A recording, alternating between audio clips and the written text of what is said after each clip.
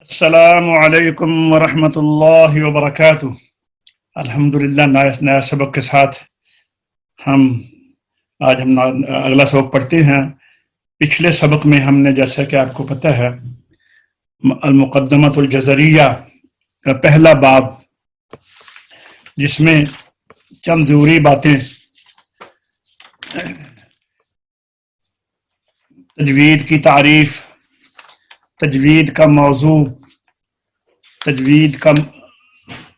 تجوید حاصل کرنے کا مقصد، یہ ان اشعار کے اندر ہے۔ تجوید کی تعریف کیا ہے؟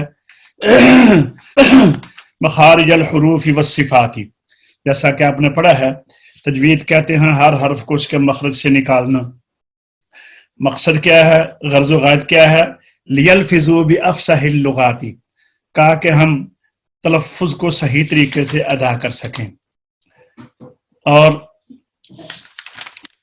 پھر ارشاد فرمایا، محرر التجوید والمواقف، تجوید کے ماہر ہو جائیں۔ تجوید کے اندر مخارج اور صفات ہیں، اور والمواقف، اور وقفوں کا طریقہ جاننا۔ وَمَلَّذِي رُسِّمَ فِي الْمَصَاحِفِ، اور مصاحف عثمانی میں جس طرح لکھا گیا ہے اس سے واقفیت حاصل کرنا، اس کا ماہر ہونا۔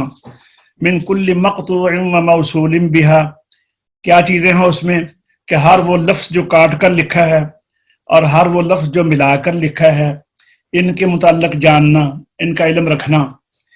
وتاء انثى لم تکن تکتب بہا، اور وہ تائے تانیث جو گول ہا کی شکل میں نہیں لکھی گئی ہے، اس کے متعلق یہ ہمیں بتائیں گے۔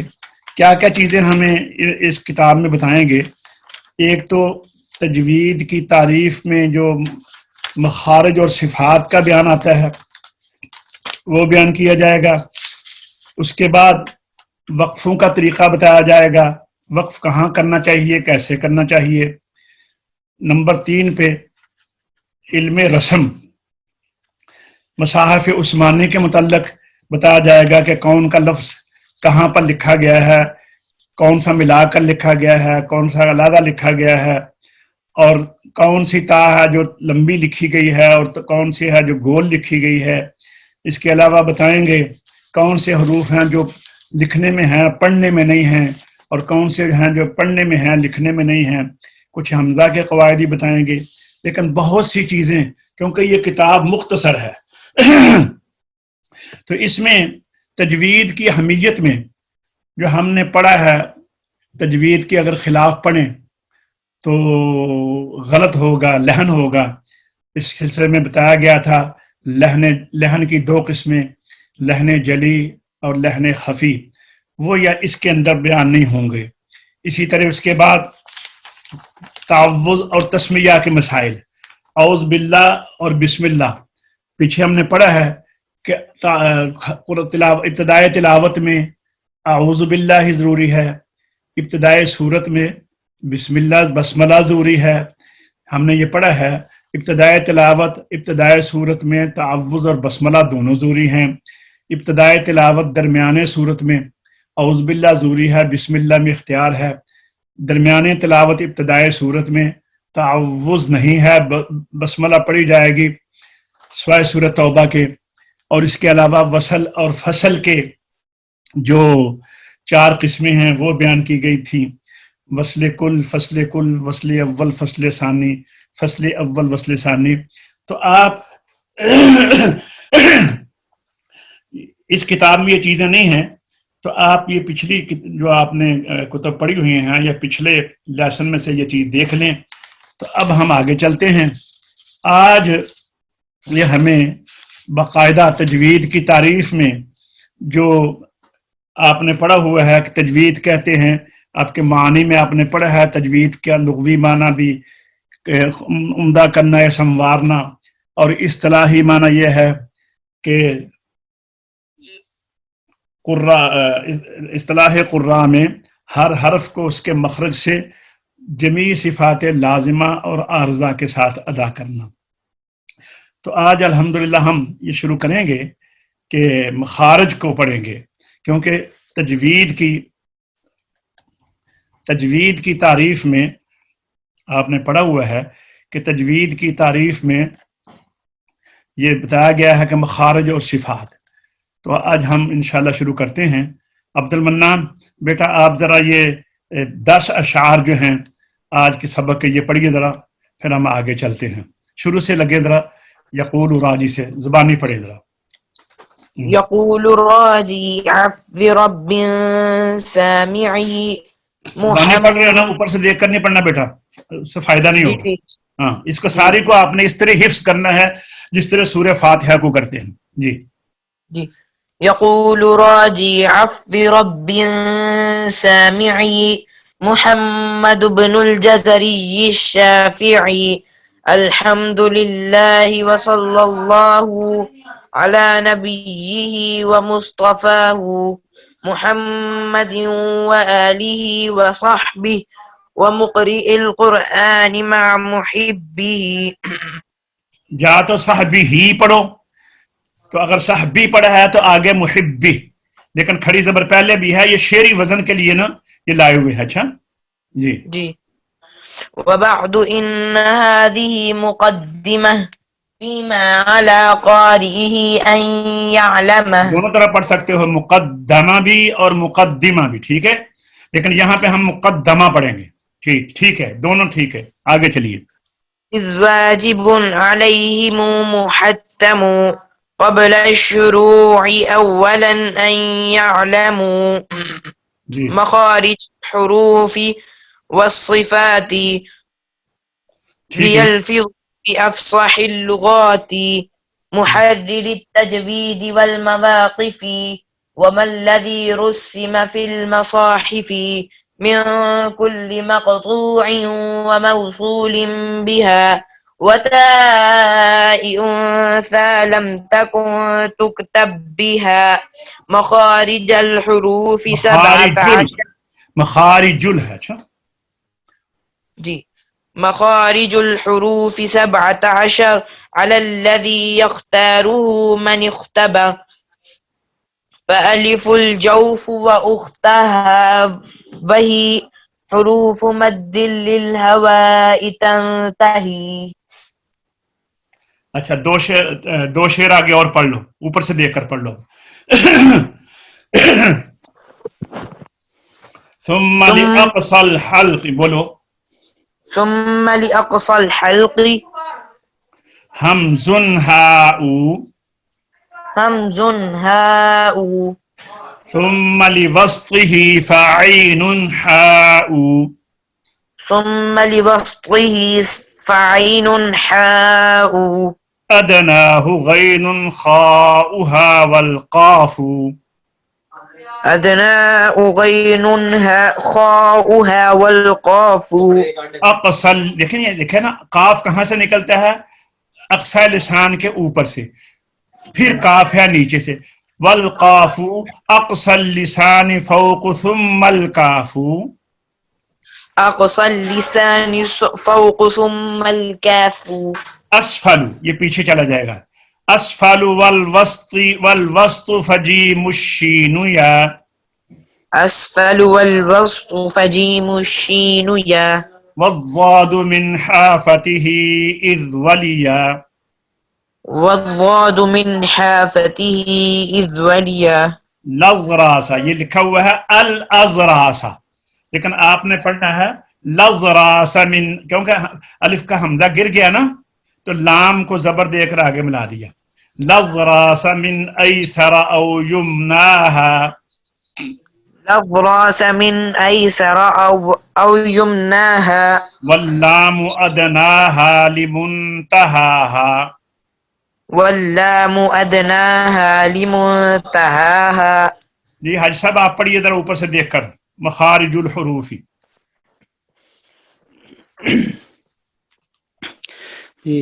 مخارج الحروف 17 على الذي يختاره من اختبر فألف الجوف وأختاها وهي وحروف مد للهواء، مد للحروف مد للهواء تنتهي، حروف مد للهواء الهواء تنتهي ہم، ثم لأقصى الخلق حلقی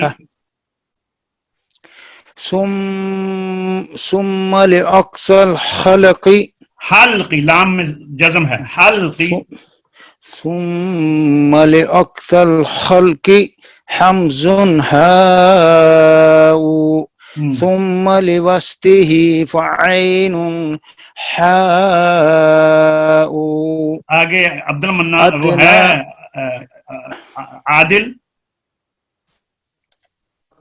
نہیں قاری صاحب. اور کون ہے عبد الرحمن. عبد الرحمن آپ پڑھیے ادناہو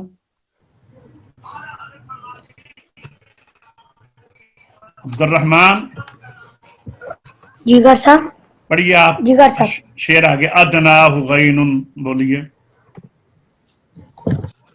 أدناه غين خاؤها والقاف ہم، أقصى اللسان فوق ثم الكاف ہم، أسفل والوسط فجیم الشین یا ہم، فجيم والضاد الشين من يا حافته اذ ولیا بولیے والضاد من حافته إذ وليا لظراس من ایسر او یمناها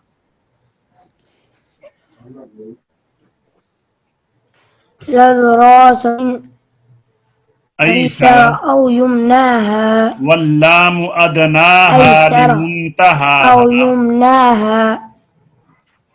اچھا یہ آپ نے یہاں تک زبانیں یاد کرنا عبد الرحمن یہ آپ سے میں کل کلاس میں پہلے سکھاؤں گا یہ مخارج الحروف سے لے کر نا یہ باب مخارج الحروف ٹھیک یہ ہے آپ نے سر. یہاں تک زبانیں یاد کرنا ہے ٹھیک ہے یہ 6 اشعار ہیں یہ کل آپ سے واٹس ایپ پہ بھیج دینا بس. یہ بھیج دوں گر گا صاحب. جی جی بھیج دوں گا بیٹا گر صاحب. جی گر صاحب واٹس ایپ پہ بھیج دینا.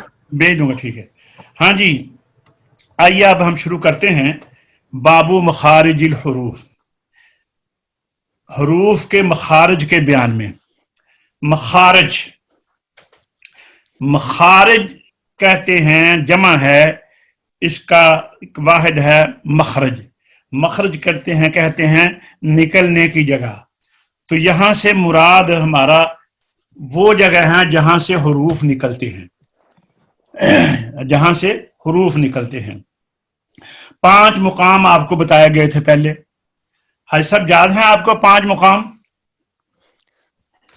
جی کون کون سے جوف دہن جی خشوم جی ہونٹوں سے شفتین جی لسان حلق جی ٹھیک ہے یعنی ان میں 3 محقق ہیں زبان ہونٹ اور حلق یہ تحقیق شدہ مقام ہیں اور 2 جو ہیں مقدر ہیں جوف دہن جوف اور خیشوم اچھا ان مخارج یہ مخارج قائم ہیں جسم کے ان 5 اعضاء کے اوپر 29 حروف ہیں 29 حروف ان 5 کے علاوہ کسی اور جگہ سے نہیں نکل سکتے یہی 5 جگہ اگر یہاں سے نکلیں گے تو پھر صحیح اور وہ بھی ان کے جو مقام معین ہیں حروف کے مثلا با کے لیے ہونٹوں کی دونوں ہونٹوں کے اندر والا حصہ جو تر ہوتا ہے میم میں ہونٹوں کے باہر والا حصہ جو خشک ہوتا ہے اسی طرح ہونٹوں کو گول کریں تو واو نکلتی ہے ہا اقصی حلق سے نکلتی ہے وسط حلق سے نکلتی ہے اور حمزہ اقصی حلق سے لیکن یہ اگر دوسری جگہ سے نکال لیں گے تو صحیح نہیں ہوں گے یاد رکھیے قرآن کریم بنتا ہے آیات سے آیات بنتی ہیں حروف سے حروف بنتے ہیں آواز سے اور آواز کس چیز سے بنتی ہے یہ ہمیں سب سے پہلے جاننا پڑیں گے یہ توجہ رکھیں اہم بات ہے یہ پھر دیکھیے قرآن پاک بنا ہے آیات سے آیات الفاظ سے अल्फाज हुरूफ से, हुरूफ बनते हैं आवाज से, और आवाज किस चीज से बनती है? सांस से।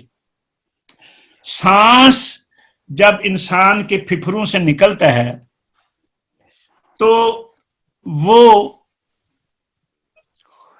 अगर सुना जाए, अगर उस सांस की आवाज आए, कानों में समात से टकराए तो ये आवाज है, और अगर कानों की समात से आवाज ना टकराए तो ये सांस है। तो ये आवाज टकराती कहते हैं। ये हमारे उस्ताद हजरत शेखुल कुर्रा, उस्ताजुल कुर्रा कारी इजहार थानवी रहमतुल्लाह अलैह, वो लिखते हैं अपनी किताब ये अल जवाहर नुकिया में कि आवाज जिससे हरफ की तौलीद या ज़हूर होता है उसकी तारीफ इस तरह की गई है, हवाउन यतमव्वजु बितसादुमिल जिस्मैन। अल हवा से नफ्स यानी सांस मुराद है।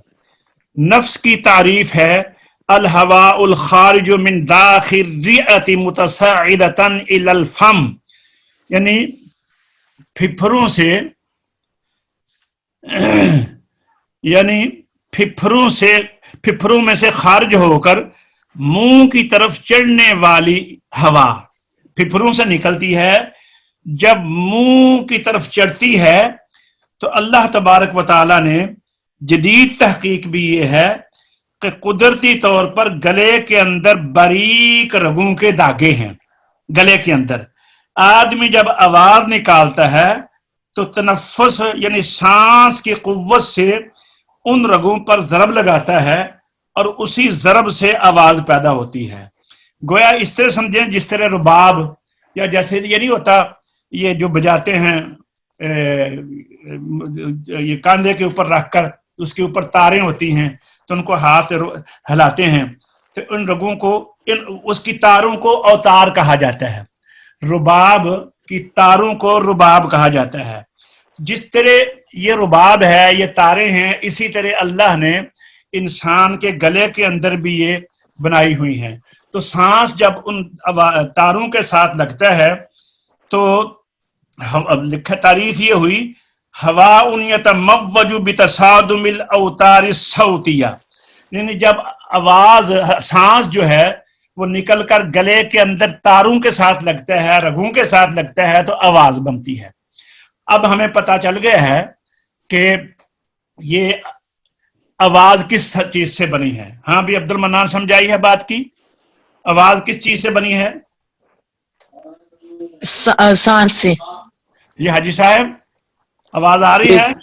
जी जी आवाज आ रही है कारी साहब। अच्छा देखिए, कुरान करीम बना है आयात को जमा करके, और आयात बनी है अल्फाज से, अल्फाज बने हैं हुरूफ से, हुरूफ बने हैं आवाज से, और आवाज बनी है जो फेफड़ों से हवा निकलती है, सांस निकलता है, जब वो गले के अंदर उन रेशों के ऊपर लगता है तो आवाज बनती है। और अब आवाज जब बन गई तो वो आवाज फिर अगर हम उन 5 जो हलक के असूल हैं, 5 एज़ा, उनके ऊपर लगाएंगे तो फिर उस आवाज से हरूफ बन जाएंगे। अगर उनके ऊपर नहीं लगाएंगे, वैसे आवाज बाहर निकाल देंगे तो वो हरूफ तो नहीं बनेंगे, मुहम्मल बेमाना आवाज जो है वो बनेगी। समझाइए बात की? जी जी हाँ। अब जाहिर है कि मखारिज कितने हैं? 17, हरूफ हैं 29। किसने कहा मखारिज 17 हैं? आपने पढ़ा हुआ है। हाँ अब्दुल मन्नान, कितने कौल पढ़े हैं आपने मखारिज के सिलसिला में? जी जी कारी साहब। कितने कौल पढ़े हैं मखारिज के सिलसिला में? 2।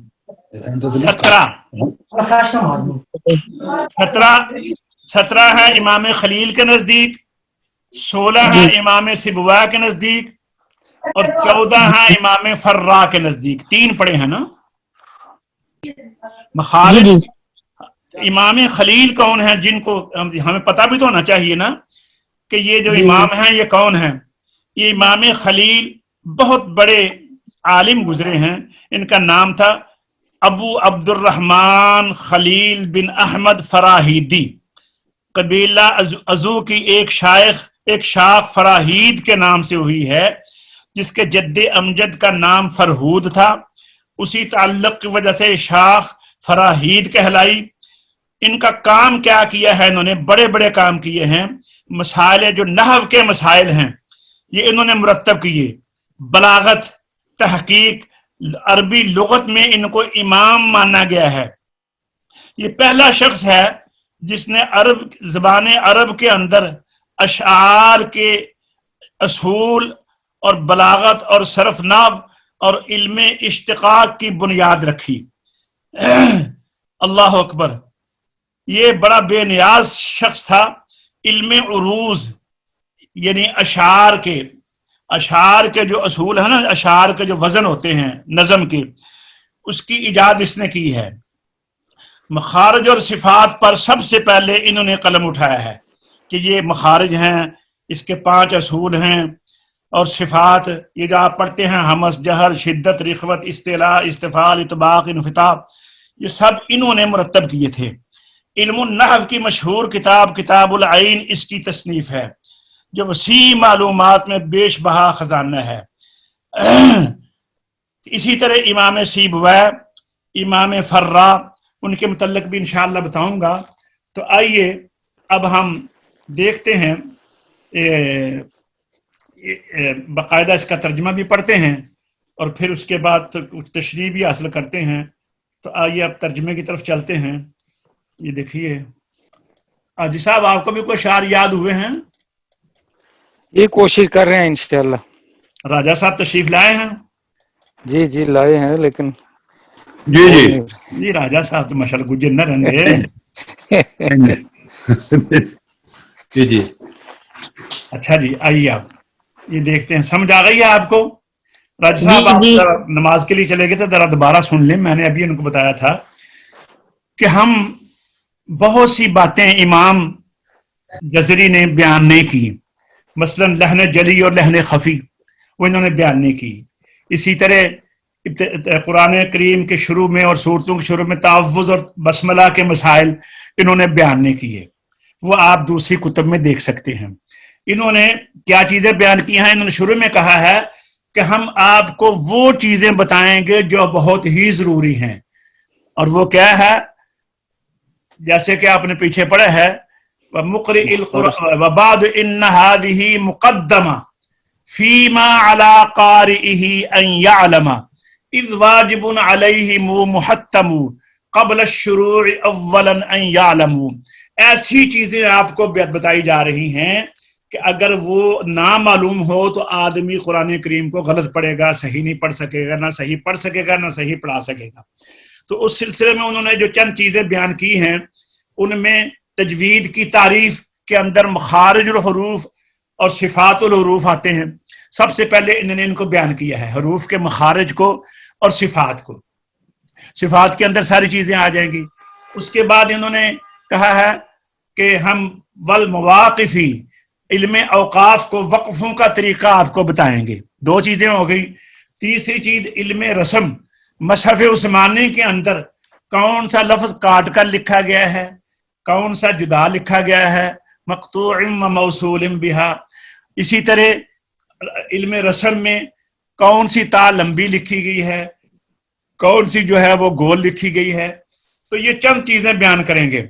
जैसे मैंने अभी बताया है आपको कि इसमें आपने देखा है कि पिछली किताबों में तजवीद की तारीफ के बाद हमने उसकी गर्ज़ व गायत, तो गर्ज़ गायत उन्होंने बता दी, लियल्फ़िज़ू बिअफ़सहिल लुगाती, ताकि तलफ़्फ़ुज़ सही हो हमारा फसीह तरी ज़बान में। अगर तलफ़्फ़ुज़ सही होगा तो कुरान सही पढ़ा जाएगा। फिर इन्होंने आगे बताया तजवीद की अहमियत, तजवीद की अहमियत में लहन जली और लहन खफी वो इन्होंने बयान नहीं की। इसी तरह इब्तिदा का तरीका वो इन्होंने बयान नहीं किया। तो अब इन्होंने सबसे पहले हरूफ के मखारिज को बयान किया है। इन्होंने इरशाद फरमाया कि हरूफ के मखारिज जो हैं वो 17 हैं। कितने हैं? 17। हरूफ के मखारिज 17। 17, ठीक है। अच्छा, اور امام سیبوا کے نزدیک کتنے ہیں؟ 16. 16. امام فرا کے نزدیک کتنے ہیں؟ 14. تو امام خلیل نے یہ 17 مخرج جو ہیں یہ بیان کیے ہیں. تو آئیے ہم اس کو حج صدر پڑھیے. راجہ صاحب آپ پڑھ لیجئے. مخارج الحروف. بسم اللہ. مخارج الحروف 17 الذی یختارہ من اختبر. ہاں اب دیکھیے مخارج الحروف اس کا ترجمہ کیا بنا؟ حروف کے مخارج. جی 17 یہ عربی کی گنتی ہے. 1 2 3 4 5 6 7 8 9 10 11 12 13 14 15 16 اور 17. اردو میں ہم 17 کہتے ہیں. آپ کی زبان میں کیا کہتے ہیں راجہ صاحب؟ 17. آپ کی زبان میں 17. 17 ٹھیک ہے نا. اور عربی میں کہتے ہیں 17. جی جی ٹھیک ہے. اچھا یہ شعر نمبر 9 ہے. ٹھیک ہے. جی جی علا کا معنی ہے پر. جی الذی اس قول پر. کون سے قول پر؟ اختیار کرتا ہے اس قول کو وہ جو بڑا باخبر ہوا ہے. اس سے کون مراد ہیں؟ جو میں نے ابھی بتایا ہے کہ امام خلیل ابن احمد فراہیدی جنہوں نے سب سے پہلے حروف کے مخارج اور صفات کے اوپر کام کیا ہے. ان کا نام کیا ہے؟ امام خلیل ابن احمد فراہیدی. ان کو عام جو ہے نا درس نظامی والے مدارس کے جو طلباء اور اساتذہ ہیں ان کو امام خلیل نحوی کہتے ہیں. امام خلیل نحوی وہ کہتے ہیں وہ بڑا باخبر ہے نا. اختبر اور بڑا باخبر سے مراد کون ہے؟ حضرت امام خلیل ابن احمد فراہیدی. تو اب نیچے حج صدر پڑھیے اس کا ترجمہ با محاورہ. حروف کے مخارج 17 ہیں اس قول پر کہ اختیار کرتا ہے اس کو وہ جو بڑا باخبر ہوا ہے. یعنی مراد امام خلیل ابن احمد فراہیدی. ہاں یہ سب نے زبانی یاد کرنا ہے. آپ پڑھیے عبد المنان جی جی. ترجمہ پڑھیے. حرفوں کے مخارج زبانی یاد کرنا ہے. حرفوں کے مخارج 17 ہیں اس قول پر کہ اختیار کرتا ہے اس کو وہ جو بڑا باخبر ہوا. مراد امام خلیل ابن احمد فراہی. جی راجہ صاحب آپ بھی پڑھیے. جی حرفوں کے مخارج 17 ہیں اس قول پر کہ اختیار کرتا ہے اس کو وہ جو بڑا باخبر ہوا ہے. مراد امام خلیل ابن احمد فراہیدی. ہاں عبد الرحمن آپ بھی پڑھنے بیٹھا. عبد الرحمن نہیں ہے؟ خارج الحروفی حرفوں کے مخارج الحروفی 17 ہے. سبعت 17 ہے. اس قول پر پر اس قول پر نیچے پڑھو. قول پر اختیار کرتا ہے اس کو وہ جو بڑا باخبر ہوا ہے. کون ہے امام خلیل؟ کون ہے وہ جو بڑے باخبر ہیں؟ امام خلیل. ہاں اللہ آپ کو بھی بڑا باخبر بنا. آپ نے بڑا باخبر بننا ہے انشاءاللہ. اب جناب باقاعدہ شروع ہو رہا ہے ہمارا مخارج شروع ہو رہے ہیں. ٹھیک ہے جی. پڑھیے عبد المنان شعر کو پڑھیے. فَأَلِفُ الْجَوْفُ. جی کس نے پڑھنا قاری صاحب؟ عبد المنان پہلے پڑھے پھر آپ پڑھیں. سارے پڑھیں گے نا یاد کرنا ہے. فَأَلِفُ الْجَوْفُ وَأُخْتَاهَا وَهِي وَأُخْتَاهَا وَهِي حروف مد للهواء تنتهي. حروف مد للهواء تنتهي. یا سب آپ بھی پڑھیں. فَأَلِفُ الْجَوْفُ وَأُخْتَاهَا وَهِي حروف مد للهواء تنتهي. راجہ صاحب آپ بھی پڑھیں. فَأَلِفُ الْجَوْفُ فَأُخْتَاهَا وَهِي حروف مد للهواء تنتهي. عبد الرحمن آپ بھی پڑھ لیں بیٹا. فألف الجوف وأختها وهي حروف مد للهواء تنتهي. ہاں جی عادل نہیں ہے. نہیں. اچھا پڑھیے آپ ترجمہ. پس الف. الف کا مطلب کیا ہے؟ پس الف. اب یہ مخرج بیان کر رہے ہیں. آپ نے پہلے پڑھا ہوا ہے کہ جوف دہن میں سے کون سے حروف نکلتے ہیں؟ حمزہ واو یا. یا. اچھا اب آپ سے ایک بات کہوں. امام خلیل انہوں نے 17 بیان کیے ہیں نا. امام فرا یا امام سیبویہ نے یہ حروف مدہ کا مخرج کیوں نہیں بیان کیا؟ یہ ذرا بات سننے والی ہے. ماشاءاللہ. جو بہت سی باتیں ہیں ان میں سے ایک بات میں آپ کو بتاتا ہوں. وہ کہتے ہیں کہ جتنے بھی حروف ہیں الف سے لے کر یا تک، الف کو نکال دیں تو باقی رہ جاتے ہیں 28. 28 حروف میں سے ہر حرف جو ہے اس کا جو پہلا حصہ ہوتا ہے وہ حرف ہوتا ہے. مثلا با، ٹھیک ہے نا، تا، ثا، جا، ہا، خا، دا، ذا، را، ٹھیک ہے نا، یا تک. اچھا لیکن الف جو ہے، الف تو کوئی چیز نہیں ہے نا، اس کی آواز تو ہے آ. تو اس کا کیونکہ یہ اس کا اپنی پہچان کوئی نہیں ہے تو وہ کہتا ہے یہ الف میں اس کو حمزہ مانتا ہوں.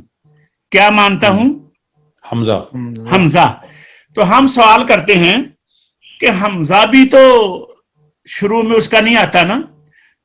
حمزہ بھی جس طرح با کا شروع میں با ہے، تا کے شروع میں تا ہے، سا کے شروع میں سا ہے، تو حمزہ تو ا ای او ہے، تو یہ بھی تو شروع میں نہیں ہے نا. وہ کہتے ہیں اصل میں حمزہ لفظ حرف تھا امزہ. حمزہ حرف تھا امزہ. ہاں الف کے حمزہ کے ساتھ تھا. الف حمزہ زبر میم ام، زا زبر ہا زہ، امزہ. تو یہ بدل کر حمزہ بنایا ہے. الف کو حمزہ کو ہا سے بدل کر حمزہ بنایا ہے. تو پھر یہ الف کیا ہوا؟ وہ کہتے ہیں یہ حمزہ لینا ہے، نرم حمزہ. بولو کیا لفظ میں نے بولا ہے؟ حمزہ لینا. جس طرح آپ نے وہ پڑھا ہے نا، واؤ لینا، واؤ لین، یائے لین، واؤ نرم، واؤ نرم یا. وہ کہتے ہیں یہ الف جو ہے نا یہ بھی نرم حمزہ ہے. جو حمزہ عام ہے، جو حمزہ ہا جو ہے وہ سخت ہے. آپ دیکھتے ہیں نا سختی کی وجہ سے اس میں آواز بند ہو جاتی ہے، یا اس کے زبر زیر پیش ہے اس کے اوپر آ جاتی ہے، پھر بھی وہ سخت ہے. اور وہ حروف شدیدہ میں سے ہے، اجیدو کا قطع بتا. اور یہ الف نرم ہے. یہ اس کو وہ الف کو کہتے ہیں. یہ دیکھیے آپ کیونکہ تجوید کے طالب علم ہیں، تجوید و قرات کے، یہ آپ کے لیے اہم بات ہے. یہ حمزہ کا نام انہوں نے کیا رکھا ہے؟ حمزہ لینا، نرم حمزہ.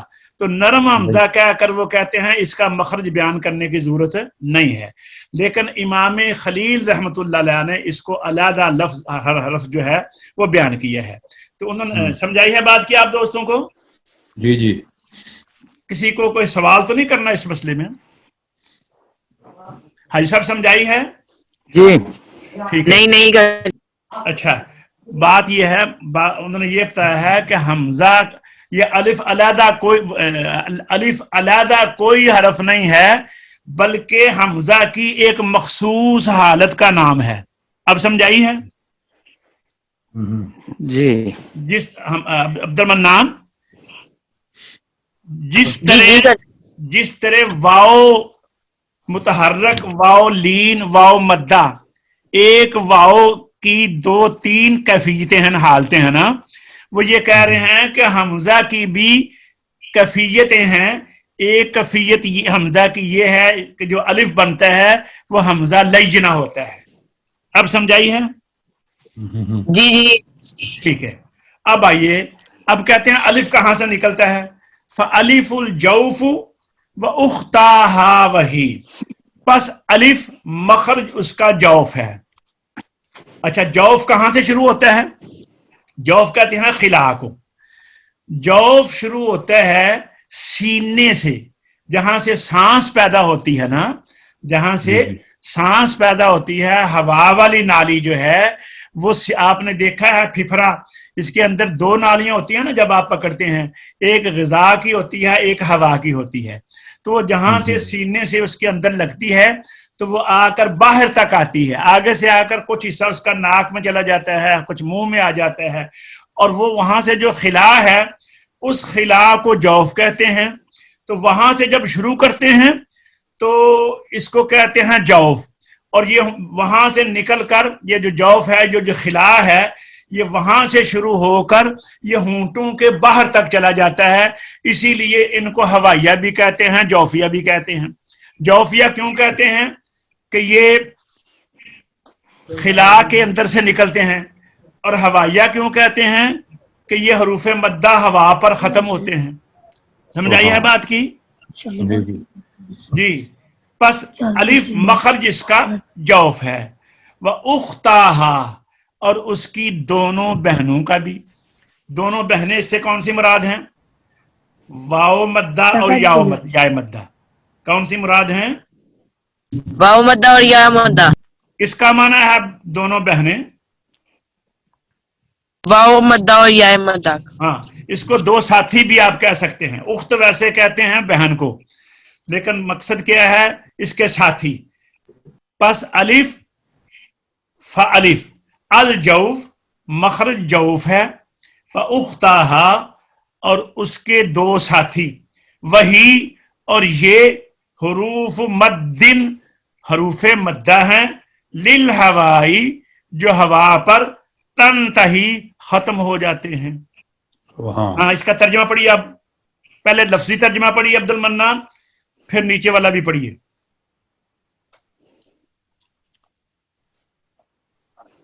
حاجی صاحب جی آپ پڑھ لیں. عبد جی المنان کدھر گیا؟ ایسا بھی ادھر ہی ہوں میں. تو پڑھتے کیوں نہیں تم؟ پڑھو نا بیٹا. بس الف اور اس فالف الجوف و اختاها وہی. آپ ایسا کرو، ہر لفظ کا علیحدہ علیحدہ لفظ بول لو اور اس کے نیچے ترجمہ پڑھو تاکہ جی. سمجھ آئے آپ کو. فالف اس میں پس فا، الف. بات سنو، اس میں فا کا معنی ہے پس، اور الف جی. الف. ٹھیک ہے جی، آگے چلو. الجوف جوف و مخرج جوف ہے. اختاها. جی مخرج جوف ہے. و اختاها اور اس الف کے دو ساتھی، وہی اور یہ. وہی اور یہ ہاں حروف مدی حروف مدہ ہیں، للہوائی جو ہوا پر ہیں، تنتہی ختم ہوتے ہیں. ایسا آپ نیچے والا ترجمہ پڑھیں. بس الف اور اس کے دو ساتھی یعنی واو مدہ اور یا مدہ مخرج ان کا جوف دہن ہے، اور یہ حروف مدہ ہیں جو یہ حروف ہوا پر مدہ ہیں. مضاف یہ مضاف. حروف یہ مدہ ہیں مدہ جو ہیں. اور یہ حروف مدہ ہیں جو ہوا پر ختم ہوتے ہیں. نیچے پڑھ نظر آگے. اختہا کا اختہا کا لغوی مطلب بہنیں ہیں، مگر یہاں مجازی معنی مراد ہیں. ٹھیک ہے نا. اب آگے پڑھو بھائی. حاجی صاحب آگے پڑھیے ذرا. راجا صاحب آگے پڑھیے. جی بسم اللہ. ثم لأقصى الحلق حمزة حاء ثم لأقصى الحلق همز هاء. ثم لأقصى الحلق حمزة حاء. همز هم کونوں لگ گیا پہ. حمز هاء ثم لوسط به فعين حاء. جی حاج صاحب آپ پڑھیے. ثم لأقصى الحلق حمز حاء ثم لوسطه فعين حاء. हाँ भी अब्दुर्रहमान आप पढ़िए।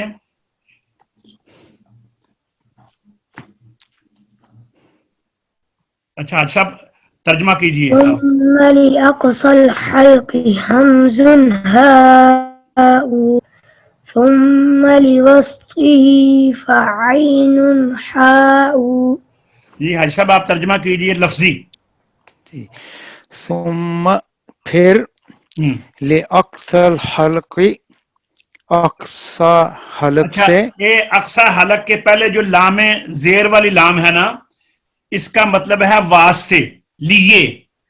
اس سے جب ترجمہ کریں گے یہاں پر ہم ترجمہ کریں گے سے، واسطے اقصا حلق یا اقصا حلق سے، ٹھیک ہے نا؟